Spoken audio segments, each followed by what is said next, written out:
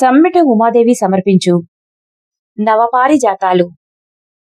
నేటి కథ సీతాకోక చిలుక.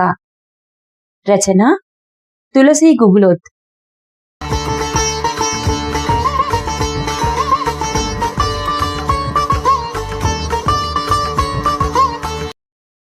మమ్మీ, నేను రెడీ.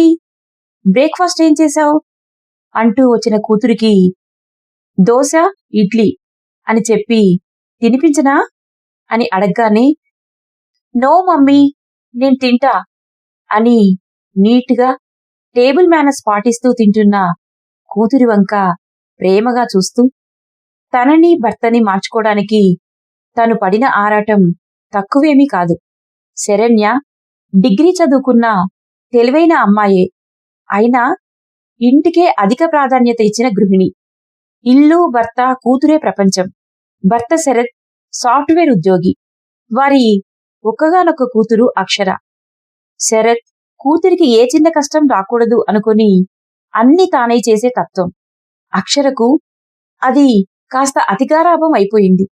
ఏ పని చేసుకోలేని బద్ధకం ఎక్కువైపోయింది. తానిప్పుడు 7వ తరగతి చదువుతున్న అమ్మాయి. అయినా తండ్రికి చంటి పాపలా చిన్నపిల్లే. అక్షర ఏ పని చేసుకోదు. శరణ్యకు అక్షర ఎదుగుతున్న కొద్దీ కూతురి ప్రవర్తన ఆందోళన కలిగిస్తున్నది. ఇక శరణ్య సగటు గృహిణిలా పొద్దున్నే లేవటం, అందరి కోసం వంటలు చేయటం, అన్నీ పూర్తయ్యాక వాకింగ్ నుండి తిరిగొచ్చిన భర్తకు కాఫీ కలిపివ్వటం, కూతురిని లేపి రెడీ చేసి తినిపించి లంచ్ బాక్సులు సర్ది బస్సెక్కించి పంపడం, తిరిగి వచ్చి భర్తకు లంచ్ బాక్స్ పెట్టి వాళ్ళంతా వెళ్ళిపోయాక ఇల్లంతా సర్దుకోవటం రోజూ చేసే పనులే. పనంతా అయ్యాక కూర్చుని పుస్తకాలు చదువుతూ కొత్త కొత్త విషయాలు తెలుసుకుంటూ ఉంటుంది. శరణ్య కూతురిని ఎలా మార్చాలి అని ఆలోచిస్తూ ఉండేది. ప్రస్తుత కాలంలో అనేక సమస్యలు ఎదురవుతున్నాయి. చురుకుదనం లేకుంటే ఎలా అయినా వీళ్లలో మార్పు తేవాలి అనుకుంటూ ఉండేది. సాయంత్రాలయ్యేసరికి భర్తకి, కూతురికి స్నాక్స్ రెడీ చేసి ఎదురు చూస్తూ ఉండేది. రాగానే ఫ్రెష్ అవ్వమని చెప్పి వేడివేడిగా వడ్డించేది. అక్షరకు తినడం కూడా కష్టమే. తినిపించు మమ్మీ ప్లీజ్ అని మారం చేసేది. రోజురోజుకి పొద్దున్నే లేవటం ఆలస్యం చేస్తోంది. బ్రష్ చేసుకోవటం, ఫ్రెష్ అవ్వటం అన్నీ చాలా ఆలస్యంగా చేస్తున్నది. మమ్మీ స్నానం చేసి పంపించు, మమ్మీ బట్టలు వేయి, మమ్మీ తినిపించు అన్నీ తన మీద తోసేసి ఏ పని చేయకుండా ఉంటుంది. శరత్ తను చిన్నపిల్లలే, నేర్చుకుంటుందిలే, ఈసారికి స్నానం చేపించు అనగానే అక్షర అస్సలు వినేది కాదు. శరణ్య, మీరు చాలా గారాబం చేసి చెడగొడుతున్నారు అనేది. ఒక్కగానొక్క ఆడపిల్ల, నువ్వు ఎదురు చెప్పకు అనేసి వెళ్ళిపోయేవాడు. తండ్రి గారాబంతో అక్షర ఇంకా మారం చేసేది. ఒకరోజు తండ్రి దగ్గరికి వచ్చి, డాడ్, నేను స్కూల్కి పోను అని చెప్పింది అక్షర. ప్రేమగా దగ్గరికి తీసుకొని, ఎందుకు బంగారం, ఏమైంది అంటే అక్షర, చాలా హోంవర్క్ ఇస్తున్నారు డాడ్, చెయ్యలేకపోతున్నా. I don't want to go to school dad. దీనికే స్కూల్ మానేస్తావా, నేను చేసి పెడతా కదా అన్నాడు శరత్.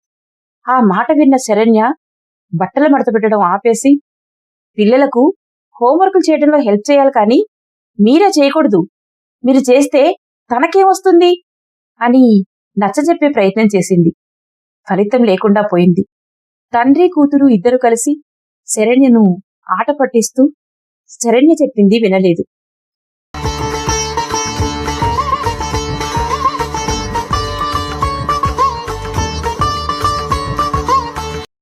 తర్వాతి రోజు అక్షర క్లాస్లో బయాలజీలో సీతాకోక చిలుక లైఫ్ సర్కిల్ లెసన్ చెప్పడం ఆరంభించారు. అక్షర ఇంటికి వచ్చినప్పుడు శరణ్యతో, మమ్మీ మాకు బటర్ఫ్లై లెసన్ స్టార్ట్ చేశారు అని చెప్పింది. వెంటనే శరణ్యకు మంచి ఆలోచన వచ్చింది. సీతాకోక చిలుక చెబుతున్న లైఫ్ కథని చూపించి తండ్రి కూతుళ్లను మార్చాలి అనుకున్నది. గార్డెన్లోకి వెళ్లి ప్రతి చెట్టు కొమ్మ వెతికింది. ఒక్క ప్యూపా అయినా దొరక్కపోతుందా అని. కాని దొరకలేదు. కొన్ని పేపర్లు, యూట్యూబ్లు సెర్చ్ చేసింది. ఎక్కడ దొరుకుతాయి, ఎలా దొరుకుతాయి అని. ఆ క్రమంలో చాలా రకాల సీతాకోకచిలుకల గురించి తెలుసుకున్నది శరణ్య. కొన్ని రకాలు అంతరించిపోయినట్లు తెలిసింది. ఇంట్లో ఒప్పించి అందరూ కలిసి వరంగల్కి వెళ్లి బటర్ఫ్లై గార్డెన్ను సందర్శించారు. అక్కడి వాళ్ళని బ్రతిమాలి ఒక ప్యూపా ఉన్న కొమ్మని అడిగి తీసుకున్నది. ఇంటికి వచ్చాక ప్యూపా ఉన్న కొమ్మని భర్తకి, కూతురికి చూపించింది. అక్షర అది చూసి చాలా ఆనందం, ఆశ్చర్యం, ఆతురత చూపించింది. మమ్మీ, వెంటనే తీసేయ్, లోపల సీతాకోకచిలుకని చూద్దాం అని మారం చేసింది. వద్దు, అలా తీయకూడదు, పూర్తిగా రెక్కలు తయారవవు అంటే, no mummy, I want to see, please please open it అని అరుస్తూనే ఉంది. శరణ్య ఎంత చెప్తున్నా వినట్లేదు. శరత్, ఏముంది అంతగా అడుగుతుంటే, తీసి చూపించు అని చాకు తెచ్చి ప్యూపాని కత్తిరించారు. అంతే, ఒక్కసారిగా సీతాకోకచిలుక కింద పడింది. పూర్తిగా రెక్కలు రాని ఆ సీతాకోకచిలుక ఎగరలేకపోయింది. అక్షర కింది నుండి చేతులకు తీసుకొని, wow, how cute, how beautiful అంటూ ఎంతో అందంగా రంగుల హరివిల్లులా ఉన్న సీతాకోకచిలుకని ఫ్లై మై డియర్, ఫ్లై అని ఆనందంతో అనసాగింది. కాని అది ఎగరడం లేదు. కాసేపటికి అది తన చేతిలోనే చనిపోయింది. అది చూసి అక్షర ఏడుపు ముఖం పెట్టి, సారీ మమ్మీ, నువ్వు చెప్తే వినలేదు అని చెప్పి రూంలోకి వెళ్ళిపోయింది.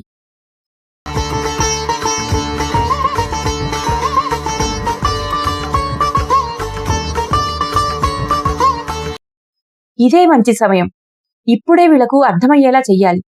ఇనుము వేడిగా ఉన్నప్పుడే దానికొక ఆకృతిని ఇవ్వగలం అనుకొని శరణ్య భర్త దగ్గరికి వెళ్లి, చూశారా, ప్యూపాలో ఉన్న సీతాకోకచిలుక అది ప్యూపా నుంచి బయటకు వచ్చే క్రమంలో తన రెక్కలలో బలం పుంజుకుంటుంది. అలా కాక మనమే బయటకి లాగేస్తే బయటకి వచ్చాక దాని రెక్కలలో స్వయంగా ఎగిరే శక్తి లేక బయటకు ఎగరలేక ఇలా చనిపోయింది. ఇప్పుడు మనం చేస్తున్నది అంతే. పిల్లలు తమ పనులు తాము నేర్చుకోవడం అంటే తమ రెక్కలను తాము బలోపేతం చేసుకోవటం. ప్రతి నిమిషం మనమే సహాయం చేస్తూ పోతే రేపొద్దున్న స్వయంగా వాళ్ళే పనులు చేసుకోలేరు. మనం చేసే పొరపాటు కూడా అదే. అతి ప్రేమతో మీరు తన పనులు తనని చేసుకోనివ్వడం లేదు. తనంతట తాను బలం సంతరించుకునే సమయం, అవకాశం మనం ఇవ్వకపోతే రేపటి రోజుపై చదువులకు బయటకు పంపితే తన పనులు కూడా తాను చేసుకోలేక తను ఎన్ని ఇబ్బందులు పడుతుందో ఊహించారా? తన పనులు తాను చేసుకుంటే వచ్చే కాన్ఫిడెన్స్ ఒక్కసారిగా మీరు ఇవ్వగలరా? రోజులన్నీ ఒకేలా ఉండవు, అప్పుడెలా అన్న ప్రశ్నలకు శరత్ ఏమీ మాట్లాడలేకపోయాడు. చూడండి, ప్రకృతి మనకు బోలెడు విషయాలు నేర్పుతుంది. మనిషి ఒక్కడే తమ పిల్లల్ని చివరి వరకు మోయాలని చూస్తాడు. ఏ జంతువు కూడా, పక్షి కూడా అట్లా చెయ్యదు. అది గ్రహించని మనిషి బంధాల పేరుతో బందీ అయిపోతున్నాడు. ప్రకృతి నేర్పే పాఠాలు పూర్తిగా నేర్చుకోలేకపోతున్నాడు.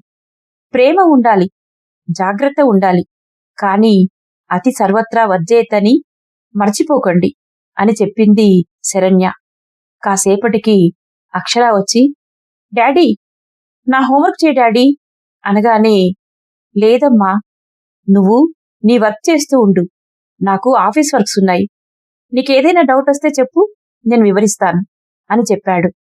ఇంకో విషయం, బంగారు తల్లి, ఇక నుంచి నీ పనులన్నీ నువ్వే చేసుకోవాలి, నువ్వు చాలా ఇంటెలిజెంట్ గర్ల్ కదా అంటూ అక్షర నొచ్చుకోకుండా అర్థమయ్యేలా తనకు చెప్పాడు. తన పనులు తానే చేసుకునేలాగా అలవాటు చేశారు. అక్షర నొచ్చుకోకుండా అర్థమయ్యేలా తనకి చెప్పారు. శరణ్య భర్తలో, కూతురిలో వచ్చిన మార్పులు చూసి సంతోషించింది. వాళ్ళ జీవితాల్లో మార్పును తెచ్చిన సీతాకోకచిలుకపై కృతజ్ఞతతో వాటికి ఆహారంగా ఉపయోగపడే మొక్కలు తెచ్చి పెట్టింది. రంగుల సీతాకోకచిలుక ఇంటిని రంగులమయం చేసింది.